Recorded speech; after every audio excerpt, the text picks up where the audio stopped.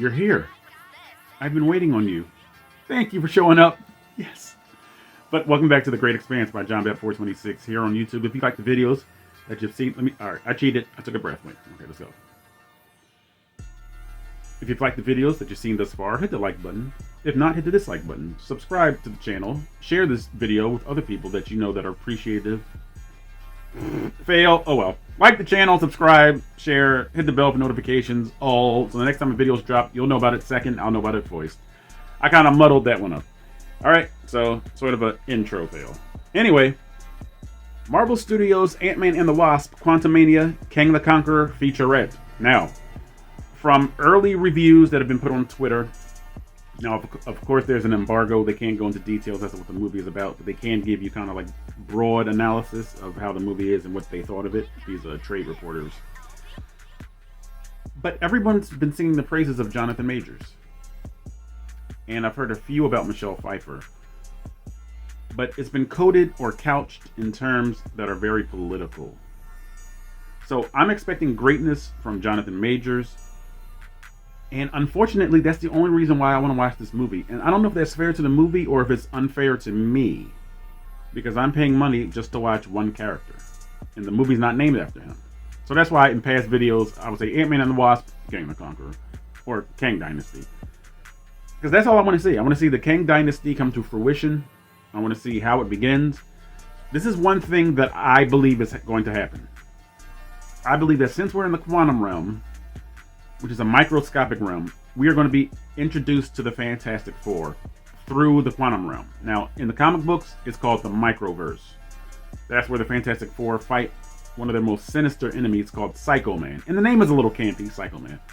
But he's the one that produces emotions. He controls the feelings and the empathy of others. That's where we get the Malice character for Sue Richards, excuse me. So I'm thinking there's going to be a tie-in to the Fantastic Four somehow. I'm saying that now. Okay, maybe it's already well known. I don't know. I don't really listen to a whole lot of people's theories and stuff. I usually just listen to what I say. And I usually try to get it out there early so people will say, hey, you got that from him? But if I put it out early enough, they'll go, wait, they got it from me. I do know what I was talking about sometimes. All right. Terrible. So this is the Marvel Studios Ant-Man and the Wasp Quantumania Kang the Conqueror Featurette. Going in 3, 2, 1, go. You come from above. Like him. Okay. He will burn the world to find you. Who? The Conqueror. I love that shot. Is the new iconic villain in the MCU. We knew we wanted to go to places that we'd never been. And pitting Ant-Man against a major villain felt perfect. Audiences have seen a version of this character He in Who the Remains. series Loki. This is wild. In our film, he's very different. Kang is an infinite number of different personas. And you need an actor to be able to pull that off. And that is Jonathan Majors. He can rewrite existence and shatter timelines. In this film, this is really a side of him we haven't seen. This is his baddest self. I will take my revenge on those who banished me. And I will burn them out of time. I think the film is ultimately about how time plays within our relationships. Love, friendship, legacy, Ant-Man versus Kang. This is it. People are gonna lose their mind.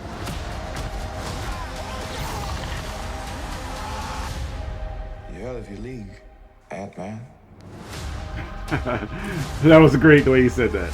Experience it in 3D. No, February 17th. That was great the way he said that. That's just superb acting. And this is one of those instances where little is much. He says, you're out of your league, Ant-Man.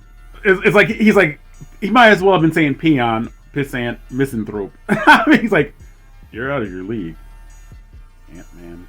You know what I mean? Like, do you know who I am? Shall I read you my resume?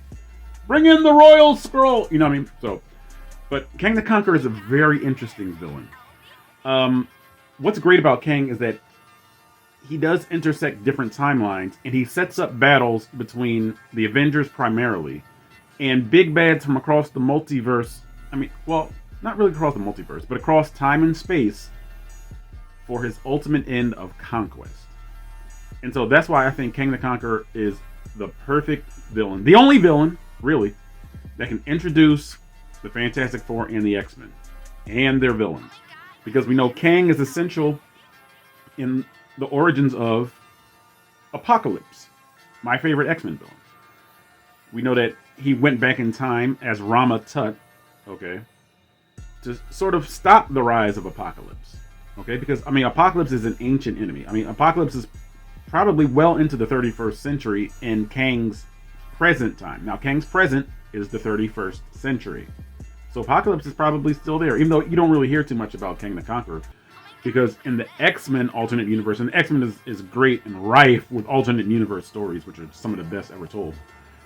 But Apocalypse is the big bad. He has control of the planet Earth, and Nathan Dayspring Summers Cable, okay, is sort of like the Messiah to bring down the end of Apocalypse with the clan Ascani, the clan Chosen, Apocalypse's Canaanites, the clone of Cable, Strife, who was the main antagonist of the Executioner Song crossover event in 1992. So Kang is perfect. He can introduce us to Apocalypse. He can introduce us to the X-Men, to the MCU. You know what I mean?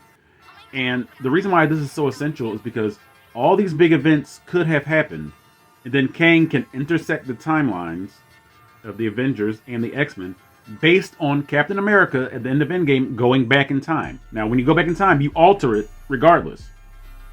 You know what I mean? Because where Captain America steps, there's going to be a footprint. His DNA is going to be somewhere. So he has altered the timeline just by going back and returning the Infinity Stones to where they've been plucked out of the present day in time.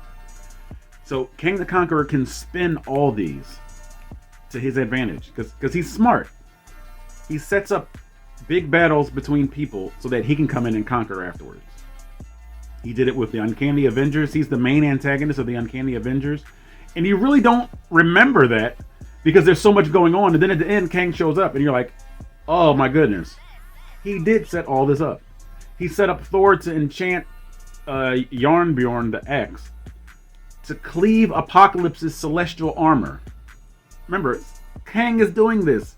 Kang was in Asgard dressed as Loki and nobody knew any different. Kang is just so awesome as a character, as a villain. So I'm gonna chill before my theories spin out of control and spiral and collide a whole bunch of different universes. But this featurette is cool. And again, it's a shame that I'm only going to see this for Kang the Conqueror. Maybe Kang the Conqueror will have the Darth Vader effect, where everybody's talking about Darth Vader, and Darth Vader's on every Star Wars poster that Darth Vader's in the movie of. Okay? Even though Darth Vader has very little screen time in the Star Wars films. But his presence is just so awesome, Darth Vader's. Maybe Kang the Conqueror can be that sort of Darth Vader-ish villain for this phase and the next phase, phase 6, phase 5 and phase 6 of the MCU. So this is my reaction to the featurette. This was a great featurette. This just really amplifies my anticipation of watching this movie for one character, unfortunately. All right? Because I have an idea of where the film's going, and I don't really like it, but I want to see Kang. All right? So, this is my reaction. What did you think? Did you like it? Hit the like button. If not, hit the dislike button. Write a dissertation in the comment section if need be. Please visit the community tab too. Give me your thoughts on this baby right here. Oh, wait. David Brent, please let them know where the comments go. Down there, that's where they go. And let's have traffic coming in, traffic going out, so the Great Expanse can live up to its name and expand. It's in the name.